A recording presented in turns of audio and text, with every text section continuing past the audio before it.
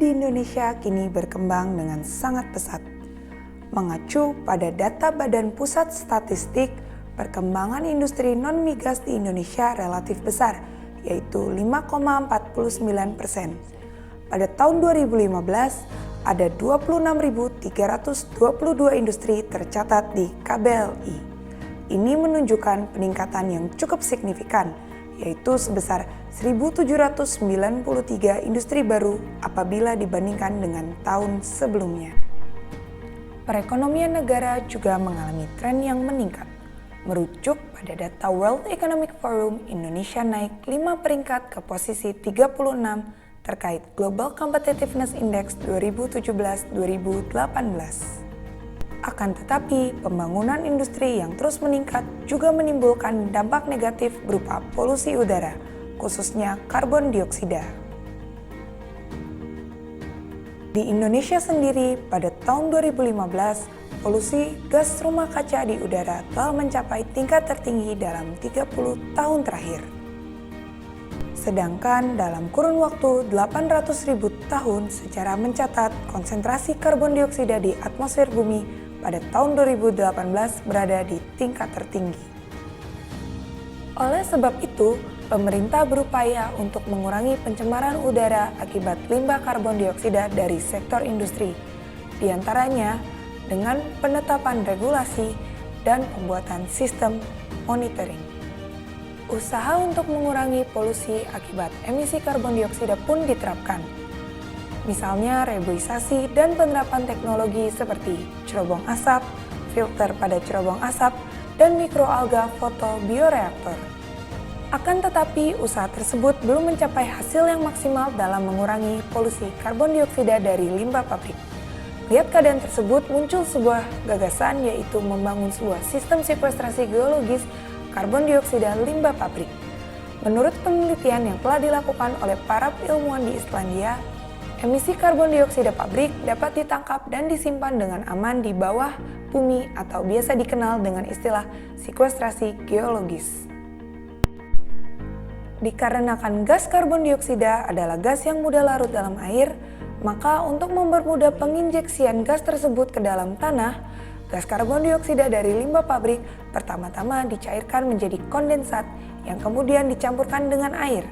Berikutnya, campuran ini akan diinjeksikan dengan tekanan tinggi ke dalam bumi sejauh kurang lebih 1000 meter, di mana terdapat lapisan batu salin yang dapat bereaksi dengan karbon dioksida, sehingga berubah wujud menjadi batu.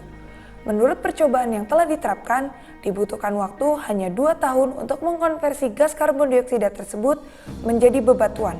Ini jauh lebih cepat dibandingkan proses secara alamiah yang membutuhkan waktu ribuan tahun untuk mengkonversi gas tersebut. Dengan menerapkan sistem sekuestrasi geologis karbon dioksida dari asap limbah pabrik di seluruh Indonesia, diharapkan dapat mengurangi emisi gas karbon dioksida ke udara dan menyimpannya di dalam bumi dalam bentuk mineral bebatuan, menerapkan pembangunan industri berbasis emisi 0%, mengurangi efek gas rumah kaca, mengurangi masalah penyebab pemanasan global, mencegah cuaca ekstrim, serta membantu tujuan pemerintah bekerja sama dengan organisasi The United Nations dalam mencapai salah satu Sustainable Development Goals. Untuk mewujudkan sistem tersebut, maka yang harus dilakukan adalah pada tahun pertama, pemerintah membangun Badan Pengelola Sekuestrasi Karbon Dioksida, serta para ahli di dalamnya memetakan lokasi-lokasi daerah yang berpotensi menjadi titik stasiun penangkapan limbah asap daerah dan stasiun injeksi karbon dioksida, sekaligus menentukan lokasi untuk uji coba sistem tersebut. Pada tahun kedua, Badan Pengelola Sekuestrasi Karbon Dioksida menguji coba sistem dengan membangun sebuah stasiun penangkapan limbah asap dan stasiun injeksi karbon dioksida di suatu daerah.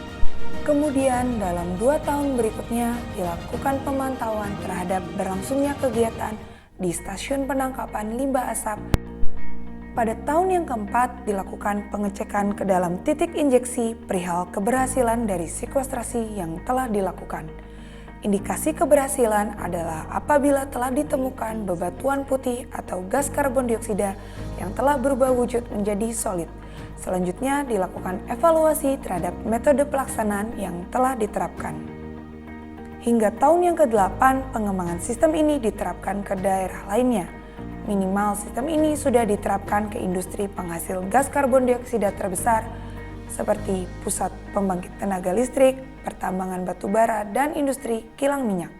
Pada tahun ke-8 hingga tahun ke-10, sistem ini mulai diterapkan ke industri lainnya dengan pembangunan jaringan pipa bawah tanah yang lebih luas atau menambah jumlah mobil tangki untuk transportasi asap dari SPLA pabrik ke SPLA daerah.